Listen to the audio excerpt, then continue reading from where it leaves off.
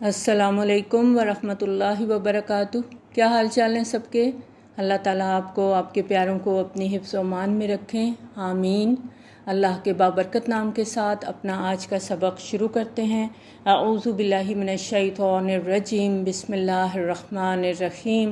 رب اشرح لی صدری ویسر لی امری واحلل عقدۃ من لسانی یفقہوا قولی واجعل لی وزیرا من اہلی ربنا زدنا علما ربنا زدنا علما ربنا زدنا علما اللہم فقہنا فی الدین، آمین۔ آج کا ہمارا سبق ہے سورۃ البقرہ ہے، پارہ نمبر 1 ہے، آیت نمبر 79 نمبر آیت سے آج ہم اپنا سبق شروع کریں گے۔ بسم اللہ الرحمن الرحیم۔ فویل للذین یکتبون الکتاب بایدیہم، پس ہلاکت اور بربادی ہے ان کے لیے جو کتاب لکھتے ہیں اپنے ہاتھ سے، ثم یقولون ھذا من عند اللہ، پھر کہتے ہیں یہ اللہ کی طرف سے ہے، لیشتروا بہ ثمنا قلیلا، تاکہ حاصل کر لیں اس کے بدلے میں حقیر سی قیمت۔ یہ علماء یہود کی یہاں پر بات کی جا رہی ہے کہ ان کا طریقہ یہ ہو گیا تھا کہ وہ اپنے پاس سے مسئلے گھڑ کے فتوے لکھ دیتے تھے اور لوگوں کو یہ کہتے تھے کہ یہ اللہ کی طرف سے ہے، دین کا تقاضا ہے، کیونکہ لوگ کتاب پڑھے ہوئے نہیں تھے اور انہوں نے کتاب کو عوام الناس سے دور رکھا ہوا تھا۔ اب یہ جو فتوے دیتے تھے وہ کتنے صحیح ہوتے تھے، کتنا وہ تکبر ہر درمی سے کام لیتے تھے اور کتنا لوگوں سے کوئی مال لے کر ان کی مرضی کے فتوے دیتے تھے، تو اللہ تعالیٰ کے حضور سب دودھ کا دودھ اور پانی کا پانی الگ ہو جائے گا۔ علامہ اقبال نے ایسے علماء کے بارے میں لکھا ہے، خود بدلتے نہیں قرآن کو بدل دیتے ہیں، ہوئے کس درجہ فقیہان حرم بے توفیق، اور یہی کردار علماء یہود کا رہا۔ تو ہلاکت اور بربادی ہے ان کے لیے اس چیز سے کہ جو ان کے ہاتھوں نے لکھی، وویل لہم مما یکسبون، اور ان کے لیے ہلاکت اور بربادی ہے اس کمائی سے جو وہ کر رہے ہیں۔ یہاں پر آپ دیکھیں کہ وائل کا لفظ بار بار آیا ہے، تو وائل کے بارے میں کچھ روایات میں آتا ہے کہ یہ جہنم کا وہ طبقہ ہے جس سے خود جہنم بھی پناہ مانگتی ہے، اللہم اجرنا من النار۔ یہ جو فتویٰ فروشی اور دین فروشی کا دھندا ہے، اللہ تعالیٰ نے فرمایا وہ اپنے لیے تباہی اور بربادی مول لے رہے ہیں، اس سے ان کو اللہ تعالیٰ کے ہاں کوئی اجر اور ثواب نہیں ملے گا۔ وَقَالُوا لَن تَمَسَّنَا النَّارُ إِلَّا أَيَّامًا مَّعْدُودَةً، اور وہ کہتے ہیں ہمیں تو آگ ہرگز نہ چھو نہیں سکتی مگر گنتی کے چند دن۔ یہ ان کی کچھ امانی تھی، یعنی خواہشات تھیں، آرزوئیں تھیں۔ ان سے کہیے کیا تم نے اللہ سے کوئی عہد لے لیا ہے؟ کیا تمہارا اللہ سے کوئی قول و قرار ہو گیا ہے کہ اب تمہیں یہ یقین ہے کہ اللہ اپنے عہد کے خلاف نہیں کرے گا، یا تم اللہ کے ذمے وہ باتیں لگا رہے ہو جنہیں تم نہیں جانتے؟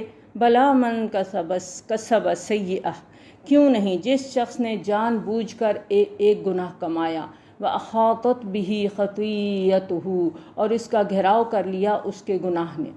مثلاً ایک شخص ہے، وہ سود لیتا ہے، اس سے باز نہیں آتا، لیکن نماز کی پابندی کرتا ہے، تہجد کا بھی التزام کرتا ہے، اور لیکن اس ایک گناہ کی برائی اس کے گرد اس طرح چھا جائے گی کہ اس کی ساری نیکیاں ختم ہو کر رہ جائیں گی۔ اور مفسرین اس کے بارے میں لکھتے ہیں کہ گناہ کے احاطہ کر لینے سے مراد یہ ہے کہ گناہ پر ایسا غلبہ کر لیں کہ کوئی جانب ایسی نہ ہو کہ گناہ کا غلبہ نہ ہو، یہاں تک کہ دل سے ایمان رخصت ہو جائے۔ ایک شخص جو خود کو مسلمان سمجھتا ہے لیکن اس کی کام ایسے ہیں کہ اندر سے ایمان ختم ہو چکا ہے، یعنی باہر سے دعویٰ ہے لیکن اندر جو دل کے اندر ایمان کی کیفیت ہے وہ نہیں ہے، اس کے ان غلط کاموں کی وجہ سے جو وہ ساتھ ساتھ کر رہا ہے۔ یہ بالکل ایسے ہی ہے جیسے دروازے کی چوکھٹ کو دیمک چاٹ جاتی ہے، تو آپ دیکھتے ہیں کہ اوپر لکڑی کی ایک باریک سی پرت رہ جاتی ہے لیکن اندر سے بالکل چوگاٹ جو ہے، چوکھٹ، وہ ساری کی ساری کھائی جاتی ہے۔ اللہ تعالیٰ فرماتے ہیں فَأُولَٰئِکَ أَصْحَابُ النَّارِ هُمْ فِيهَا خَالِدُونَ، یہی ہیں آگ والے اور وہ اسی میں ہمیشہ رہیں گے۔ وَالَّذِينَ آمَنُوا وَعَمِلُوا الصَّالِحَاتِ، اور اس کے برعکس وہ لوگ جو ایمان لائیں اور نیک عمل کریں۔ اب نیک عمل کے بارے میں ہم میں سے ہر ایک نے اپنا ایک تصور اور نظریہ بنا رکھا ہے۔ قرآن جب عمل الصالحات کی بات کرتا ہے تو دین کے سارے تقاضوں کو ہمیں پورا کرنا ہے۔ یہ نہیں کہ ہم کوئی خیراتی ادارہ کھول دیں، کوئی یتیم خانہ کھول دیں، یا بیواؤں کی فلاح و بہبود کے کام کر لیں اور خود سودی لین دین میں رشوت خوری میں مبتلا رہیں اور ایسے کام کریں کہ غلط طریقے سے مال ہم کمائیں. اور نیکی کا جامع تصور جو قرآن ہمیں دیتا ہے کہ اللہ تعالیٰ کی طرف سے عائد کردہ تمام فرائض کو بجا لانا، دین کے تمام تقاضوں کو پورے کرنا، اپنی مال اپنی جان کے ساتھ اللہ کے راستے میں جہد کرنا، کوشش کرنا، جہاد کرنا اور اللہ کے دین کو قائم اور سربلند رکھنے کے لیے میکسیمم ایفرٹ کرنا. اولئک اصحاب الجنہ ہم فیہا خالدون، یہی ہیں جنت والے، وہ اسی میں ہمیشہ رہیں گے. یہ قرآن کا انداز بڑا ہی خوبصورت ہے کہ اللہ تعالیٰ ایک ہی موقع پر دونوں آیات رکھ دیتے ہیں، چوائس ہمارے اوپر چھوڑ دیتے ہیں. آپ دیکھیں پیچھے جو ہم نے آیت نمبر 81 پڑھی، اللہ تعالیٰ نے بتایا فَأُولَئِكَ أَصْحَابُ النَّارِ هُمْ فِيهَا خَالِدُونَ. آیت نمبر 82 میں فرمایا اولئک اصحاب الجنہ ہم فیہا خالدون. اب چوائس ہمارے پاس ہے کہ ہم اپنے لیے کون سا رستہ چنتے ہیں. عمل سے زندگی بنتی ہے، جنت بھی جہنم بھی. وَإِذْ أَخَذْنَا مِيثَاقَ بَنِي إِسْرَائِيلَ لَا تَعْبُدُونَ إِلَّا اللَّهَ، اور یاد کرو جب ہم نے بنی اسرائیل سے عہد لیا تھا کہ نہ تم عبادت کرو گے کسی کی مگر اللہ کے. وَبِالْوَالِدَيْنِ إِحْسَانًا، اور والدین کے ساتھ نیک سلوک کرو گے. اللہ کے حق کے فوراً بعد والدین کا حق قرآن مجید میں 4 مقامات پر آیا ہے. اور قرابت داروں کے ساتھ اور یتیموں کے ساتھ اور محتاجوں کے ساتھ. وَقُولُوا لِلنَّاسِ حُسْنًا، اور لوگوں سے اچھی بات کہو، اچھی بات کہو، بھلائی کی بات کہو. اگر اچھی بات نہیں کہہ سکتے، کسی کو بھلائی کی بات نہیں کہہ سکتے، کسی سے خوبصورت نرم لہجے میں بات نہیں کر سکتے، تو بہتر یہ ہے کہ خاموش ہو جاؤ. وَقُولُوا لِلنَّاسِ حُسْنًا، جب بھی بات کرو اچھی بات کرو، بہترین بات کرو، امر بالمعروف کرتے رہو، لوگوں کو نیکی کی طرف راغب کرتے رہو، اور نماز قائم کرو اور زکوٰۃ ادا کرو. پھر تم اس سے پھر گئے سوائے تم میں سے تھوڑے سے لوگوں کے. یہ بنی اسرائیل کی طرف اشارہ ہے اور انہی سے ہی معاہدہ کیا گیا تھا کہ تم یہ سارے کام کرو گے، لیکن بہت تھوڑے لوگ جو تھے وہ اس پر قائم رہے. ثم تولیتم الا قلیلا منکم وانتم معرضون، اور تم ہو ہی پھر جانے والے، یعنی یہ تو تمہاری عادت ہے کہ تم عہد توڑتے رہتے ہو، عہد سے پھر جاتے ہو.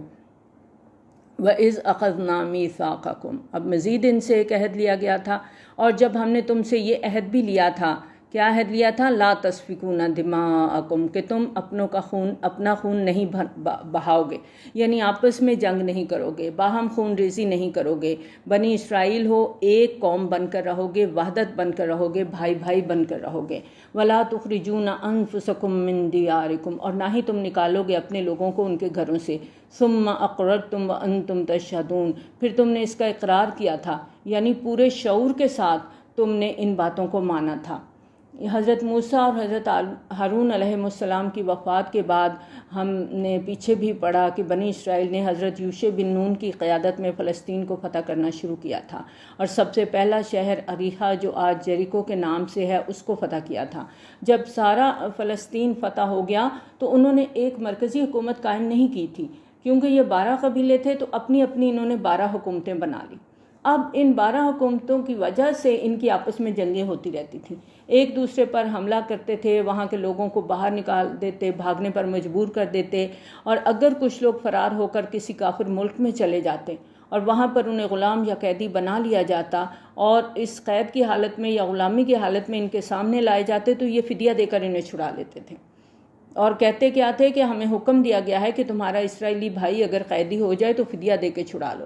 یہ ان کا ایک جزوی اطاعت کا طرز عمل تھا کہ ایک حکم تو مان نہیں رہے تھے اور دوسرے پر عمل ہو رہا تھا. اصل حکم کیا دیا گیا تھا کہ آپس میں خون ریزی مت کرو، اپنے بھائی بندوں کو ان کے گھروں سے مت نکالو.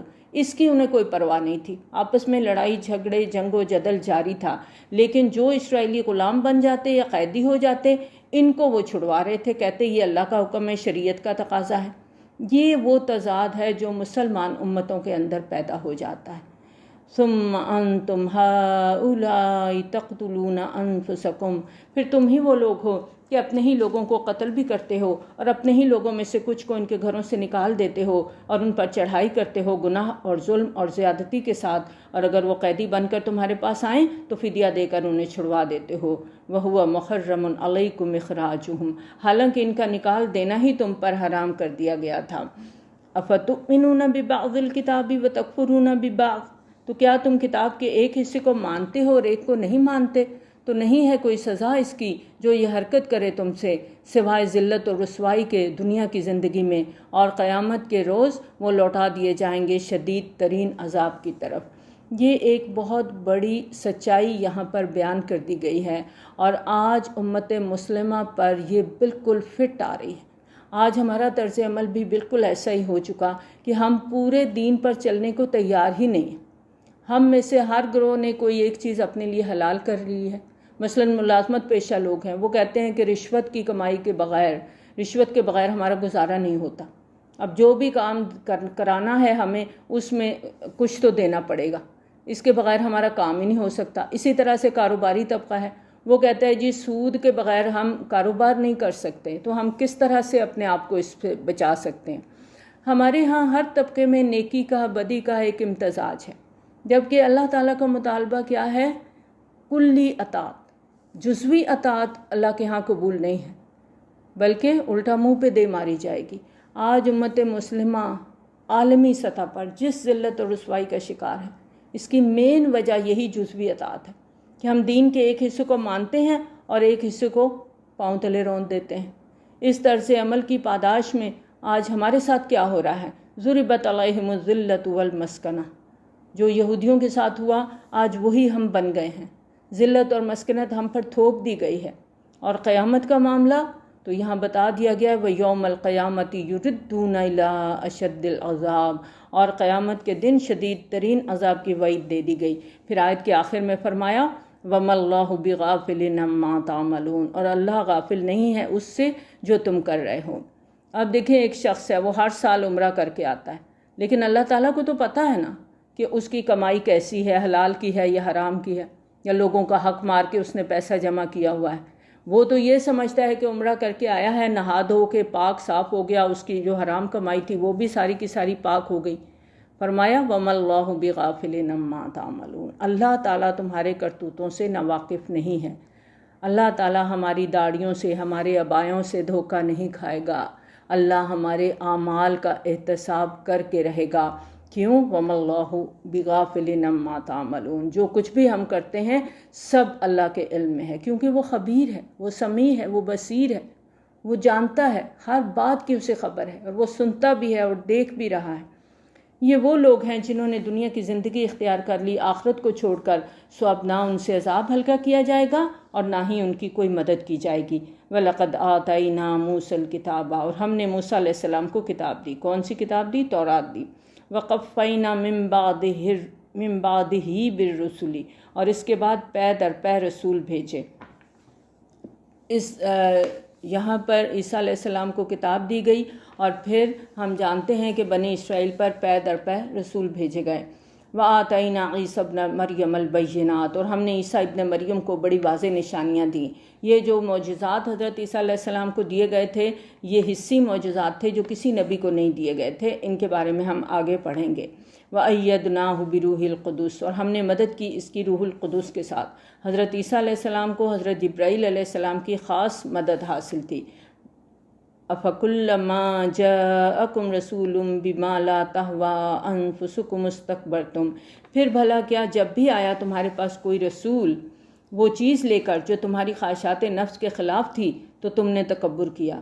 یہ یہود کا طرز عمل تھا انبیاء اور رسولوں کے بارے میں، خاص طور پہ حضرت عیسیٰ علیہ السلام کے ساتھ انہوں نے جو کچھ کیا تھا۔ یہاں پر اس کی بات کی جا رہی ہے کہ جب بھی تمہارے پاس کوئی رسول تمہاری خواہشات نفس کے خلاف کوئی چیز لے کر آیا، یعنی جو تمہاری دنیا کے مفاد پہ زد پڑتی تھی، تو تمہاری روش کیا تھی کہ تم تکبر کرتے تھے، سرکشی کرتے تھے۔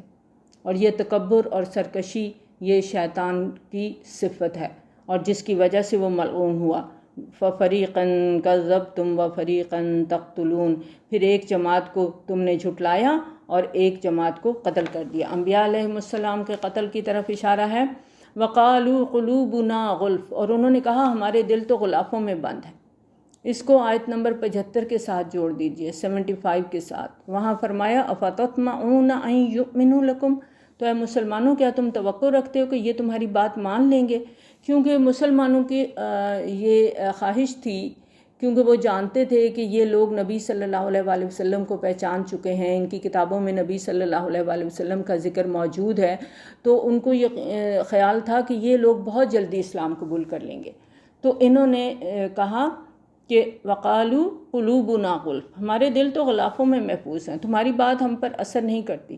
اللہ تعالیٰ فرماتے ہیں بل لعنہم اللہ بکفرہم، بلکہ حقیقت میں ان پر لعنت ہو چکی ہے اللہ کی طرف سے ان کے کفر کی وجہ سے۔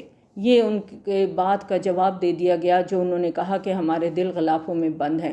فَقَلِيلًا مَا يُؤْمِنُونَ، بس اب کم ہی ہوں گے ان میں سے جو ایمان لائیں گے۔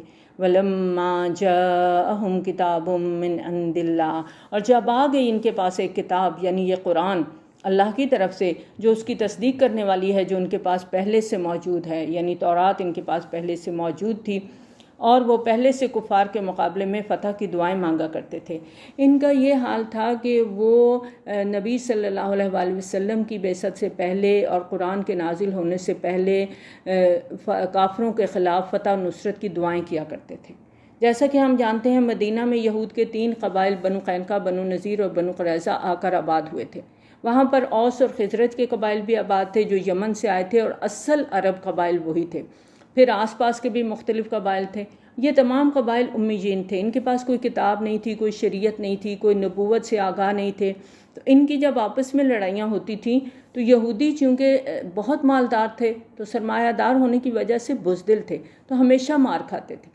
تو اس پر وہ کہتے تھے کہ ابھی تو تم ہمیں مار لیتے ہو یا دبا لیتے ہو، لیکن آخری نبی کے آنے کا وقت ہو چکا ہے جو نئی کتاب لے کر آئیں گے، جب وہ آئیں گے تو ہم ان کے ساتھ مل کر تم سے جنگ کریں گے، پھر تم ہمیں شکست نہیں دے سکو گے، ہمیں فتح پر فتح ہوگی۔ یہ وہ دعائیں کرتے تھے کہ اللہ اس نبی آخر الزماں کا ظہور جلدی ہو تاکہ اس کے واسطے سے اور اس کے صدقے سے ہمیں فتح ملے۔ خزرج اور اوس کے قبائل نے یہود کی یہ دعائیں ان کی زبان سے اور نبی آخر الزمان صلی اللہ علیہ وآلہ وسلم کی آمد کی پیشن گوئیاں کیونکہ سن رکھی تھیں۔ یہی وجہ ہے کہ ہم دیکھتے ہیں کہ 11 نبوی کے حج کے موقع پر جب مدینہ سے جانے والے خزرج کے 6 افراد کو نبی صلی اللہ علیہ وآلہ وسلم نے دعوت پیش کی تو انہوں نے کنکھیوں سے ایک دوسرے کو دیکھا اور کہا کہ لگتا ہے یہ وہی نبی صلی اللہ علیہ وآلہ وسلم ہے جن کا یہود تذکرہ کرتے ہیں۔ تو اس سے پہلے کہ یہود ان پر ایمان لے آئیں، ہم ایمان لے آتے ہیں۔ اس طرح سے وہ علم جو بالواسطہ طور پر ان تک پہنچا تھا ان کے لیے ذریعہ نجات بن گیا۔ لیکن وہی یہودی جو آنے والے نبی کے انتظار میں گھڑیاں گن رہے تھے، نبی صلی اللہ علیہ وآلہ وسلم کی آمد پر صرف اپنے تعصب اور تکبر کی وجہ سے سب سے بڑے مخالف بن گئے۔ پھر جب ان کے پاس آ گئی وہ چیز جنہوں نے پہچان لیا تو وہ اس کے منکر ہو گئے، یعنی انہوں نے نبی صلی اللہ علیہ وآلہ وسلم کو پہچان لیا تھا لیکن ان کے دل نہیں مانے۔ فلعنت اللہ علی الکافرین، پس اللہ کی لعنت ہے ان منکرین پر۔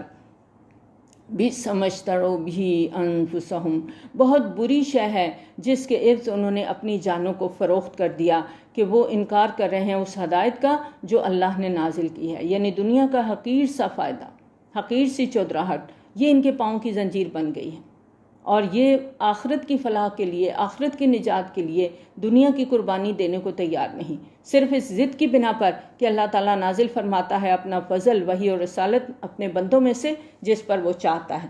کیونکہ یہود کو یہ یقین تھا کہ آخری نبی بھی بنی اسرائیل میں سے ہی آئے گا، کیونکہ 1400 برس سے نبوت ان کے پاس رہی ہے۔ اب لیکن ہوا یہ کہ اللہ تعالیٰ کی یہ رحمت اور یہ فضل بنی اسماعیل پر ہو گئی، تو یہ ان کے اندر صرف ایک ضد اور عناد اور سرکشی اتر آئی تھی۔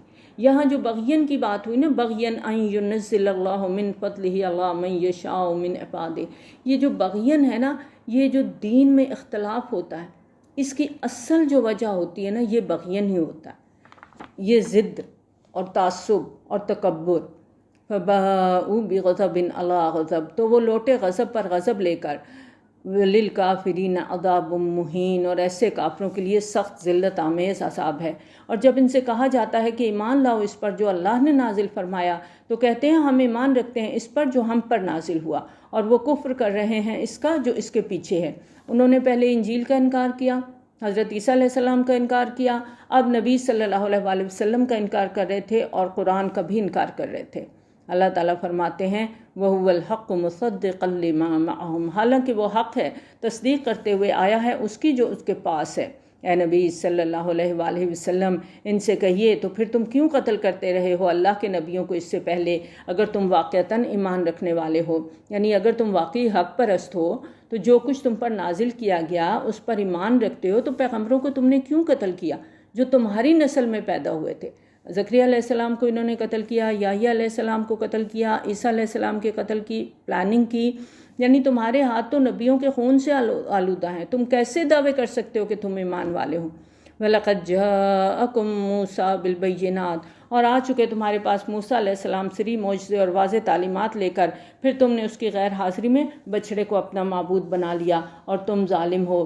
وَإِذْ أَخَذْنَا مِيثَاقَكُمْ وَرَفَعْنَا فَوْقَكُمُ الطُّورَ، اور یاد کرو جب ہم نے تم سے عہد لیا تھا اور تمہارے اوپر کوہ طور کو معلق کر دیا تھا، پکڑو اس کو جو ہم نے تم کو دیا ہے مضبوطی کے ساتھ، اور سنو، یعنی ہم نے ان کو تاکید کی کہ جو ہدایات ہم تمہیں دے رہے ہیں ان کی سختی کے ساتھ پابندی کرو۔ قالوا سمعنا وعصینا، انہوں نے کہا ہم نے سنا اور نافرمانی کی، یعنی سن تو لیا ہے مگر مانیں گے نہیں۔ یہ قوم یہود کی ایک دیرینہ بیماری تھی کہ زبان کو ذرا سا مروڑ کے الفاظ کو بدل دیتے تھے کہ اس کا مطلب بالکل بدل جائے، چنانچہ سمعنا واطعنا کی بجائے سمعنا وعصینا کہتے تھے، اور حضرت موسیٰ علیہ السلام کے ساتھ جو منافقین تھے ان کا یہی طریقہ تھا۔ تو جب ان کو کہا جاتا کہ تم ایسا کیوں بول رہے ہو تو کہتے ہم نے تو واطعنا کہا ہے، آپ کے سننے میں کوئی خرابی ہے۔ وَأُشْرِبُوا فِي قُلُوبِهِمُ الْعِجْلَ بِكُفْرِهِمْ، اور پلا دی گئی ان کے دلوں میں بچڑے کی محبت ان کے اس کفر کی پاداش میں۔ کہیے بہت ہی بری ہیں یہ باتیں جن کا حکم دے رہا ہے تمہیں تمہارا انعام، تمہیں تمہارا ایمان اگر تم مومن ہو، یعنی یہ عجیب ایمان ہے تمہارا جو تمہیں ایسی بری حرکات کا حکم دیتا ہے۔ کیا ایمان کے ساتھ ایسی حرکتیں ہو سکتی ہیں؟ اور یہود کو یہ بہت بڑا زوم تھا کہ ہم اللہ کے چہیتے ہیں، لاڈلے ہیں، اللہ کے چنے ہوئے لوگ ہیں، تو آخرت کا گھر ہمارے ہی لیے۔ چنانچہ یہاں پر ان کے لیے ایک لٹمس ٹیسٹ رکھا جا رہا ہے، اور یہ ٹیسٹ یاد رکھیں صرف یہودیوں کے لیے نہیں ہے، میرے لیے بھی ہے، آپ کے لیے بھی ہے۔ ہم سب کو اس ٹیسٹ میں سے اپنے آپ کو گزارنا ہے۔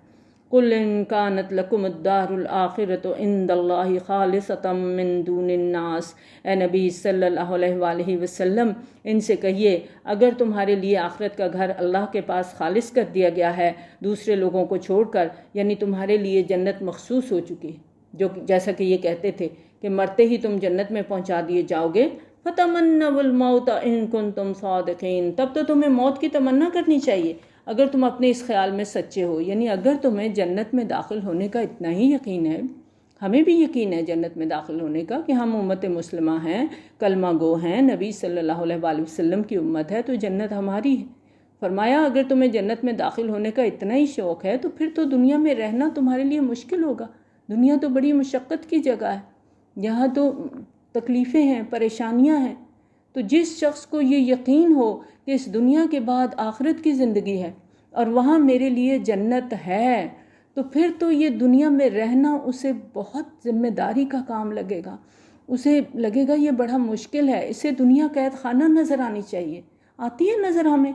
نبی صلی اللہ علیہ وآلہ وسلم نے فرمایا الدنیا سجن المؤمن و جنت الکافر، دنیا مومن کے لیے قید خانہ اور کافر کے لیے جنت ہے، یہ مسلم کی روایت ہے۔ اگر کسی شخص کا آخرت پر ایمان ہے اور اللہ کے ساتھ اس کا معاملہ خلوص پر مبنی ہے نہ کہ دھوکہ بازی پر، تو پھر تو تقاضا ہی یہ ہے کہ دنیا میں زیادہ دیر زندہ رہنے کی آرزو نہ ہو۔ یہ ہم سب اپنے آپ کو یہاں پر چیک کر سکتے ہیں۔ سورۃ قیامہ میں اللہ تعالیٰ فرماتے ہیں بل الانسان علی نفسہ بصیرہ، بلکہ آدمی اپنے لیے آپ ہی دلیل ہے۔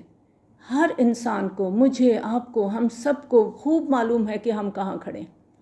ہمارا دل ہمیں بتائے گا، اپنے دل کو ٹٹولیں، دیکھیں کیا کہتا ہے، کیا ہم اللہ کے ساتھ دھوکہ بازی کر رہے ہیں یا ہمارا معاملہ خلوص اور اخلاص پر مبنی ہے۔ اگر واقعی خلوص اور اخلاص والا معاملہ ہے پھر تو یہ دنیا ہمیں قید خانہ لگنی چاہیے۔ نبی صلی اللہ علیہ وآلہ وسلم نے فرمایا کن فی الدنیا کأنک غریب او عابر سبیل، دنیا میں اس طرح رہو گویا تم اجنبی ہو یا مسافر ہو، بخاری کی روایت ہے۔ اور ہم تو دنیا میں ایسے ہی رہتے ہیں نا جیسے ہمیں ہمیشہ یہیں رہنا ہے۔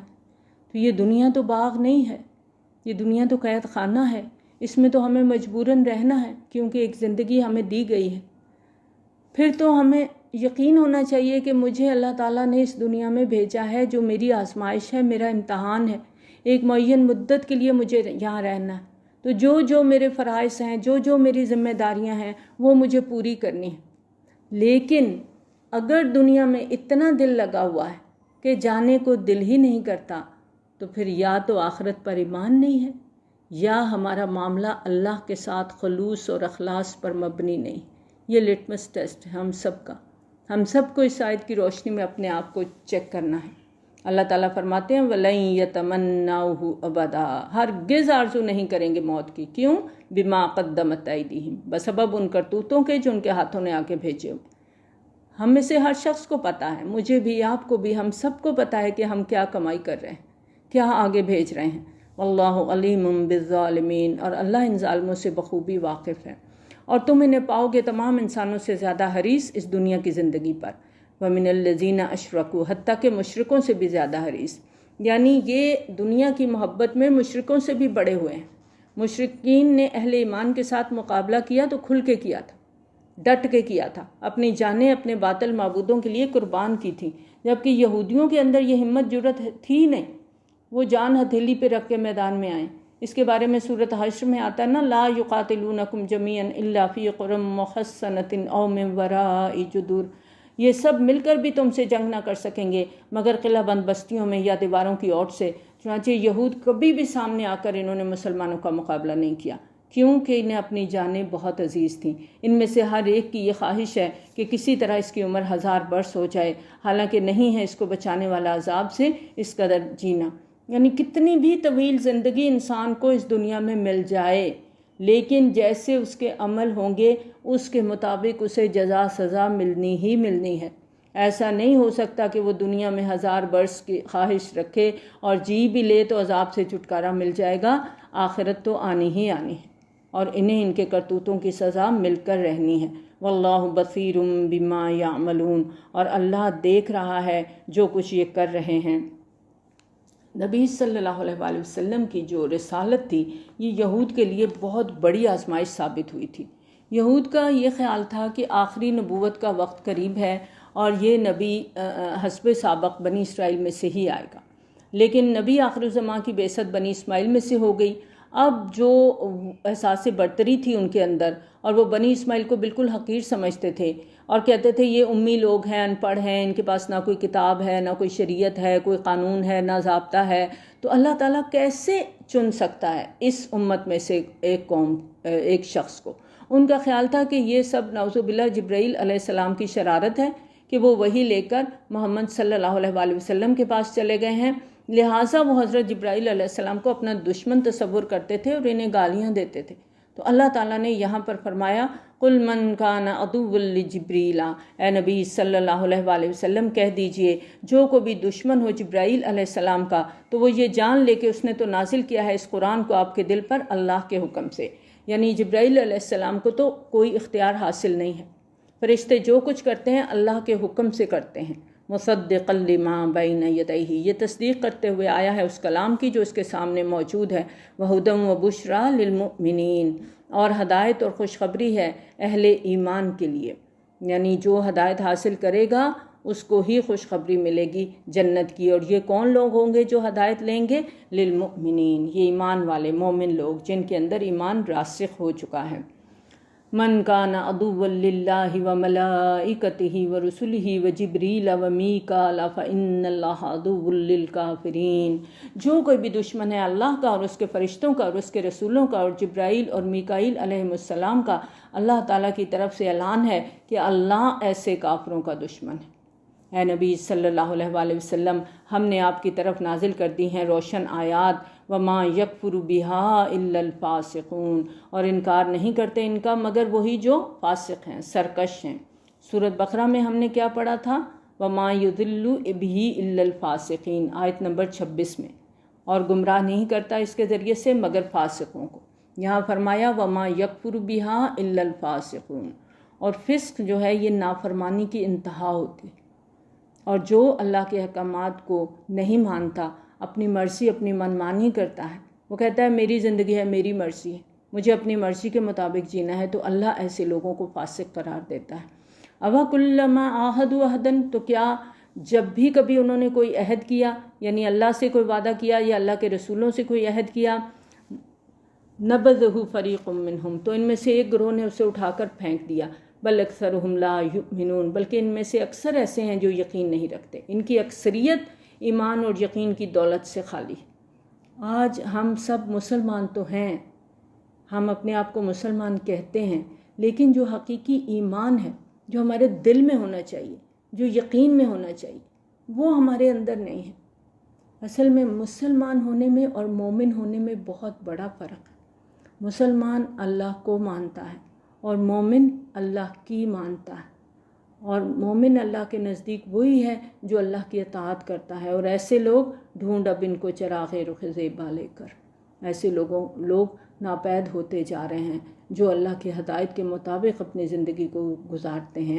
اللہ تعالیٰ کی دنیا چل رہی ہے، ایسے لوگ ابھی بھی موجود ہیں جو مومن کے لیول پہ آ کے زندگی گزار رہے ہیں۔ اللہ تعالیٰ ہمیں بھی توفیق دے کہ ہم بھی اس لیول پر آ جائیں، اس قرآن کے ساتھ، ان آیات کے ساتھ اپنی زندگیوں کو بدل لیں، اپنے عملوں کو بدل لیں۔ اور جب آیا ان کے پاس اللہ کی طرف سے ایک رسول یعنی محمد صلی اللہ علیہ وآلہ وسلم، مصدق لما معہم، تصدیق کرنے والا اس کتاب کی جو ان کے پاس موجود ہے، یعنی تورات کی، نبذ فریق من الذین اوتوا الکتاب کتاب اللہ وراء ظہورہم، تو اہل کتاب میں سے ایک جماعت نے اللہ کی کتاب کو پیٹھوں کے پیچھے پھینک دیا، کأنہم لا یعلمون، گویا کہ وہ جانتے ہی نہیں ہیں۔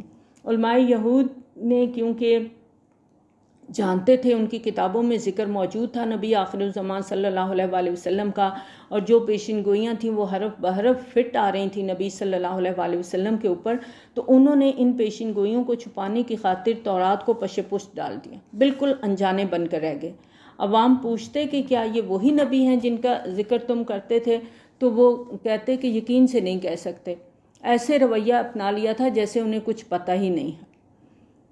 انہوں نے پیروی کی اس علم کی جو شیاطین پڑھا کرتے تھے سلیمان علیہ السلام کی بادشاہت کے وقت۔ اب دیکھیں کہ جب کسی مسلمان امت میں دین کی اصل حقیقت اور اصل تعلیمات سے دوری پیدا ہو جاتی ہے تو لوگوں کا رجحان جادو ٹونے ٹوٹکے تعویذ عملیات کی طرف ہو جاتا ہے۔ اللہ کی کتاب تو ہدایت کا سرچشمہ بن کے اتری تھی، لیکن ہوا کیا؟ اس کو دنیاوی خواہشات کی تکمیل کا ذریعہ بنا لیا۔ دشمن کو زیر کرنے کے لیے، محبوب کو قدموں میں گرانے کے لیے عملیات قرآنی کا سہارا لینے لگے۔ یہ دھندے آج دیکھیں ہمارے ہاں کتنے زیادہ چل رہے ہیں، اور بڑا منافع بخش کاروبار ہے۔ لوگ آنکھیں بند کر کے ان کو رقمیں دیے چلے جاتے ہیں، کیونکہ اس میں کوئی محنت نہیں، کوئی سرمایہ کاری نہیں، لوگ بیٹھے ہوئے ہیں اور لوگ اپنی جاہلیت کی وجہ سے، کم علمی کی وجہ سے ان کے پاس جاتے ہیں۔ اور بنی اسرائیل کا بھی یہی حال تھا کہ دین کی اصل حقیقت کو چھوڑ کر جادو کے پیچھے چل پڑے تھے۔ تو یہاں فرمایا وَاتَّبَعُوا مَا تَتْلُو الشَّيَاطِينُ عَلَىٰ مُلْكِ سُلَيْمَانَ، انہوں نے پیروی کی اس علم کی جو شیاطین پڑھا کرتے تھے سلیمان علیہ السلام کی بادشاہت کے وقت۔ اللہ تعالیٰ نے جنات کو حضرت سلیمان علیہ السلام کے تابع کر دیا تھا۔ اس وقت چونکہ ان کا انسانوں کے ساتھ زیادہ میل جول رہتا تھا جنوں کا، تو وہ انسانوں کو جادو وغیرہ سکھاتے تھے، اور سلیمان علیہ السلام نے کبھی کفر نہیں کیا، بلکہ یہ شیاطین تھے جو کفر کرتے تھے، وہ لوگوں کو جادو سکھاتے تھے۔ جادو کفر ہے، یہ قرآن ہمیں بتاتا ہے، لیکن آج بھی آپ نقش سلیمانی کی اصطلاح ضرور سنیں گے، اور وہ اس علم کے پیچھے پڑے جو نازل کیا گیا دو فرشتوں ہاروت اور ماروت پر بابل میں۔ بابل عراق کا پرانا نام ہے۔ یروشلم پر حملہ جب بخت نصر نے کیا تھا تو وہ یہیں کا بادشاہ تھا، اور نمرود بھی بابل ہی کا بادشاہ تھا۔ یہ عراق کے بادشاہوں کا لقب ہوتا تھا۔ حضرت سلیمان علیہ السلام کے دور حکومت میں کیونکہ جنات اور انسانوں کا آپس میں میل جول زیادہ تھا، یہ جنات لوگوں کو جادوگری کی تعلیم دیتے تھے۔ اللہ تعالیٰ نے لوگوں کی آخری آزمائش کے لیے دو فرشتوں کو زمین پر اتارا تھا جو انسانی شکل و صورت میں لوگوں کو جادو سکھاتے تھے، اور خود ہی پھر یہ بات واضح بھی کرتے تھے کہ دیکھو یہ جادو کفر ہے، ہم سے نہ سیکھو، لیکن اس کے باوجود لوگ سیکھتے تھے۔ گویا ان پر اتمام حجت ہو گیا کہ اب ان کے اندر خباثت پورے طریقے سے گھر کر چکی۔ وما يعلمان من احد، اور وہ نہیں سکھاتے تھے کسی کو بھی، حتیٰ یقولا انما نحن فتنۃ فلا تکفر، یہاں تک کہ وہ کہہ دیتے تھے کہ دیکھو ہم تو آزمائش کے لیے بھیجے گئے ہیں، بس تم کفر مت کرو۔ فیتعلمون منہما ما یفرقون به بین المرء وزوجہ، پھر وہ سیکھتے تھے ان دونوں سے وہ شے جس کے ذریعے سے آدمی اور اس کی بیوی میں جدائی ڈال دے۔ جب کسی قوم پر زوال آتا ہے تو لوگ اللہ کی کتاب کو چھوڑ کے، اعلیٰ ترین علم کو چھوڑ کے خرافات میں پڑ جاتے ہیں، جادو، ٹونے ٹوٹکے اور اس طرح کی چیزوں میں دلچسپی لینے لگتے ہیں، اور تعویذ گنڈے اور بہت سے ذرائع اختیار کرتے ہیں۔ اللہ تعالیٰ نے فرمایا وَمَا هُمْ بِضَارِّينَ بِهِ مِنْ أَحَدٍ إِلَّا بِإِذْنِ اللَّهِ، اور نہیں تھے وہ ضرر پہنچانے والے اس کے ذریعے سے کسی کو بھی اللہ کے اذن کے بغیر۔ یہ بہت ہی اہم بات ہے جو یہاں پر بتائی جا رہی ہے کہ کوئی بھی شخص کسی کو جادو کے ذریعے سے نقصان نہیں پہنچا سکتا، کوئی کسی کا بال بھی بیکار نہیں کر سکتا الا باذن اللہ، جب تک اللہ نہ چاہے۔ اب دیکھیں دنیا میں شر ہے، شیاطین ہیں، جادوگر ہیں، اور بعض اوقات پڑھے لکھے لوگ، کتاب اللہ پڑھے لکھے لوگ ایسے حرکتوں کا ارتکاب کرتے ہیں اور ایسی چیزوں کے پیچھے پڑ جاتے ہیں اور سمجھتے ہیں کہ اس ذریعے سے وہ اپنے مقاصد حاصل کر لیں گے۔ تو یہ بات ہم سب کو اچھی طرح سمجھنی ہے کہ جادو کے ذریعے نہ کسی کو کوئی فائدہ ہو سکتا ہے، نہ کسی کو کوئی نقصان ہو سکتا ہے الا باذن اللہ، مگر اللہ کے اذن سے۔ اور یہ سورۃ بقرہ میں ذکر ہو رہا ہے جس کا پڑھنا ہی جادوگروں کو بھگا دینا ہے، اور جادوگروں کا کلام اس پر کوئی اثر نہیں رکھتا۔ یہ بات اپنے دماغ میں سٹک کر لینی ہے ہم نے، آج کی سمجھنے والی باتوں میں اہم ترین بات ہے وَمَا هُمْ بِضَارِّينَ بِهِ مِنْ أَحَدٍ إِلَّا بِإِذْنِ اللَّهِ۔ یاد رکھیں نفع نقصان کا مالک صرف اللہ ہے، اور یہ یقین جب ہمیں ہو جائے گا تو یہ چیز ہمیں اتنا بہادر بنا دے گی جو بہادری اللہ کی کتاب پر عمل کرنے کے لیے ضروری ہے۔ ہم میں سے بہت سے لوگ ہیں اللہ کی بات نہیں مان پاتے، کیونکہ جب معاشرے میں نکلتے ہیں، مثال کے طور پر آپ کو کسی شادی پہ جانا ہے تو ہم اللہ کے حکم کی پیروی نہیں کر پاتے۔ کیوں ہم اپنی ساری زیب و زینت دکھا رہے ہوتے ہیں؟ کیونکہ لوگوں سے ڈر رہے ہوتے ہیں نا، لوگوں کا خوف ہوتا ہے۔ بہت سے اور معاملات بھی ہیں جہاں ہمارے اندر لوگوں کا ڈر ہوتا ہے، لوگ کیا کہیں گے، اور ہم اللہ کی نافرمانی کرتے ہیں۔ یہ کب ختم ہوگی؟ جب ہمارے دل سے یہ ڈر نکل جائے گا کہ کوئی ہمیں نقصان نہیں دے سکتا جب تک اللہ نہ چاہے۔ حضرت ابن عباس رضی اللہ تعالیٰ عنہ کی روایت ہے، نبی صلی اللہ علیہ وآلہ وسلم نے فرمایا جان رکھو اگر ساری دنیا بھی مل کر تمہیں نفع پہنچانا چاہے تو تمہیں نفع نہیں پہنچا سکتی سوائے اس کے جو اللہ نے تمہارے لیے لکھ دیا، اور اگر وہ سارے مل کر تمہیں نقصان پہنچانا چاہیں تو تمہیں نقصان نہیں دے سکتے سوائے اس کے جو اللہ نے تمہارے لیے لکھ دیا۔ کوئی نقصان نہیں دے سکتا۔ بار بار ریپیٹ کریں اس کو اپنے مائنڈ کے اندر، کیونکہ یہ جو جادو ہے نا یہ ہمارے دماغوں میں بہت چڑھا ہوا ہے۔ کوئی ذرا سی بات ہوتی ہے، بچی کے رشتے میں رکاوٹ آ رہی ہے، کسی کی اولاد نہیں ہو رہی ہے، کسی کا روزگار سیٹ نہیں ہے، کہتے ہیں کسی نے جادو کر دیا۔ کوئی مجھے نقصان نہیں دے سکتا، کوئی مجھے نقصان نہیں دے سکتا مگر اللہ کے اذن سے۔ اور اللہ تعالیٰ کیوں اذن دیتے ہیں؟ یہ آزمائش ہوتی ہے ہماری۔ آپ دیکھیں کہ اگر زندگی میں ہمیں نقصان نہ ملے، صرف فائدے ہی فائدے ہوں، تو پھر دنیا تو جنت بن جائے نا۔ تو دنیا کو تو اللہ نے جنت نہیں بنایا، دنیا تو امتحان ہے، اس میں آزمائشیں ہوں گی، اس میں امتحان ہوں گے۔ بعض اوقات ہمارے مائنڈ میں یہ بھی سوال آتا ہے کہ اللہ تعالیٰ کیوں اجازت دیتے ہیں کہ لوگ دنیا میں شر پھیلائیں اور وہ ان کو پکڑ لیں، ان کو روک لیں؟ کیوں لوگوں کو پکڑتے نہیں ہیں اللہ تعالیٰ؟ کیوں ان کو روکتے نہیں ہیں؟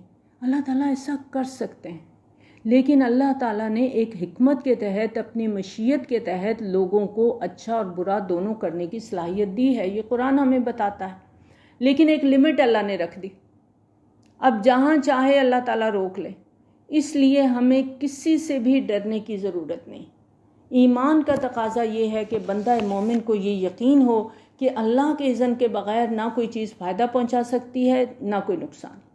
ایک دوائی ہے نا، وہ بھی اللہ کے اذن سے کام کرے گی، اس کے اثرات تبھی ہوں گے جب اللہ چاہے گا، اس کے بغیر کچھ نہیں ہوگا۔ جادو کا اثر بھی اگر ہوگا تو اللہ کے اذن سے ہوگا۔ تو ہمیں اللہ کے بھروسے پر ڈٹ جانا ہے۔ حفاظت کی دعائیں ہیں، جادو ٹونے کی دعائیں ہیں، وہ ہمیں پڑھنی ہیں، مصائب اور مشکلات کا مقابلہ کرنا ہے، اپنے آپ کو بالکل گرا نہیں دینا کہ میری تو زندگی میں بس جادو ہو گیا ہے مجھ پہ، اب تو میں اٹھنے کے قابل نہیں ہوں۔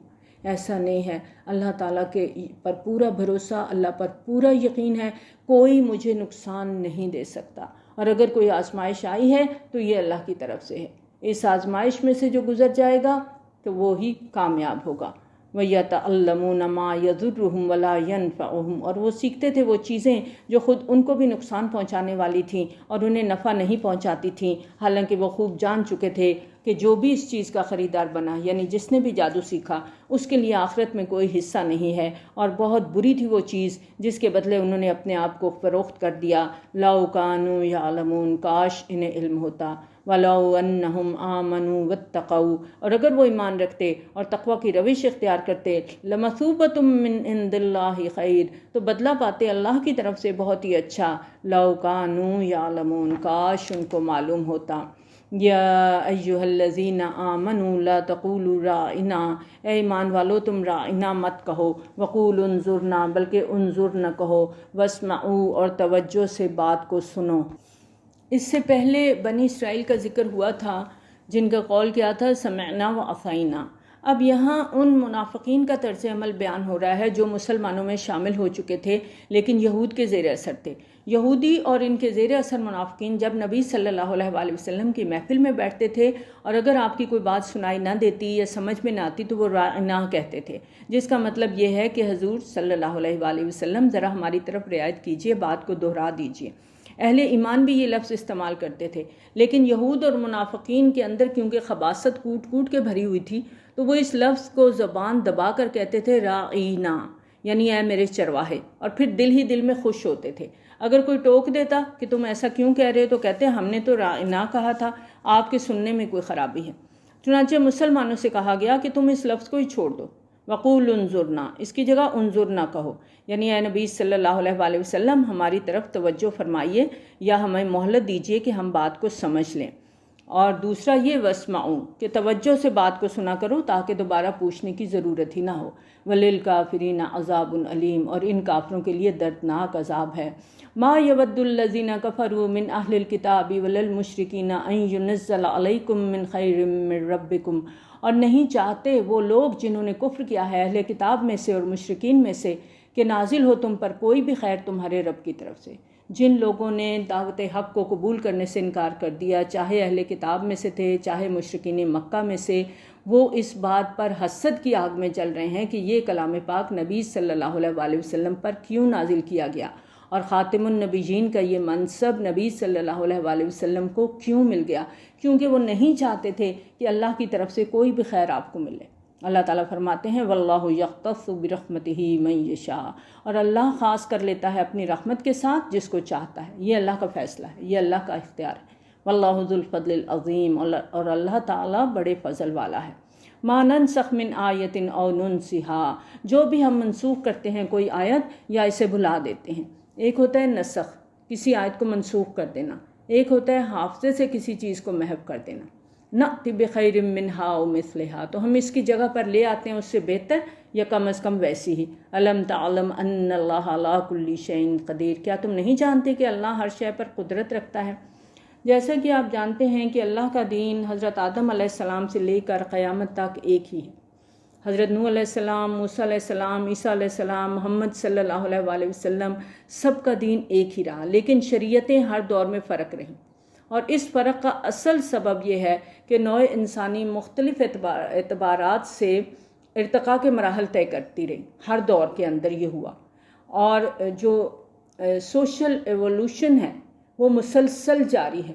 لہٰذا اس ارتقاء کے جس مرحلے میں نبی صلی اللہ علیہ وآلہ وسلم کی بعثت ہوئی اسی کی مناسبت سے تعلیمات دی گئی، اور ان تعلیمات کے کچھ حصے ایسے تھے جو ابدی تھے، ہمیشہ رہیں گے، اور کچھ حصے زمانے کی مناسبت سے تھے۔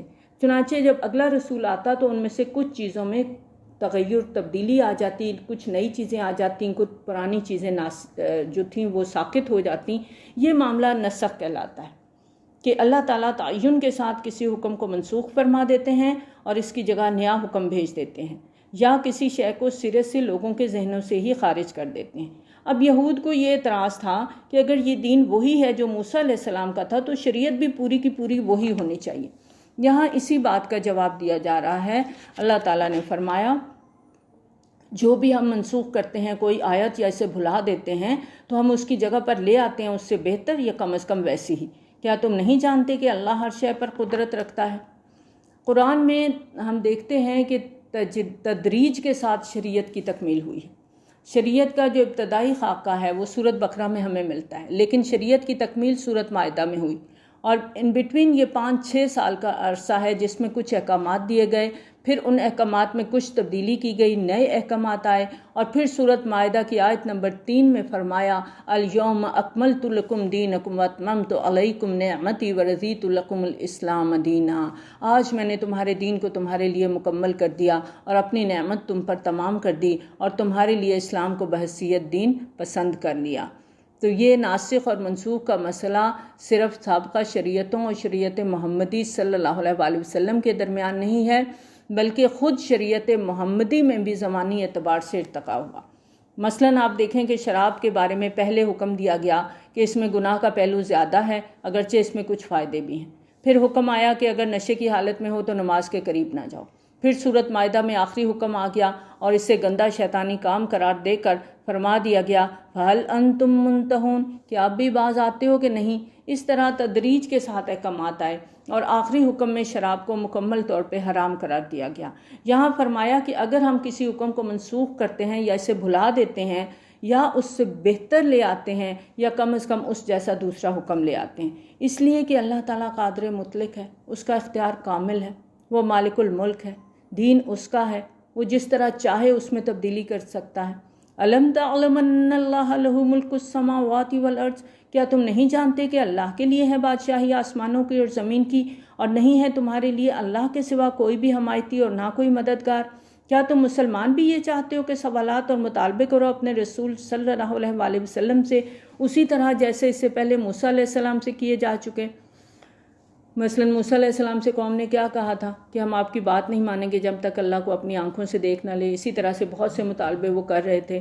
مسلمانوں کو آگاہ کیا جا رہا ہے کہ یہ روش تمہارے اندر پیدا نہیں ہونی چاہیے، اور جو کوئی ایمان کے بدلے کفر لے لے گا تو وہ بھٹک چکا سیدھے راستے سے۔ ظاہر ہے منافقین اہل ایمان کی صفوں میں شامل تھے اور وہی ایسی حرکتیں کر رہے تھے، اس لیے فرمایا جو کوئی ایمان کو ہاتھ سے دے کر کفر کا رستہ چنے گا تو وہ راہ راست سے بھٹک گیا، صراط مستقیم اس نے گم کر دیا۔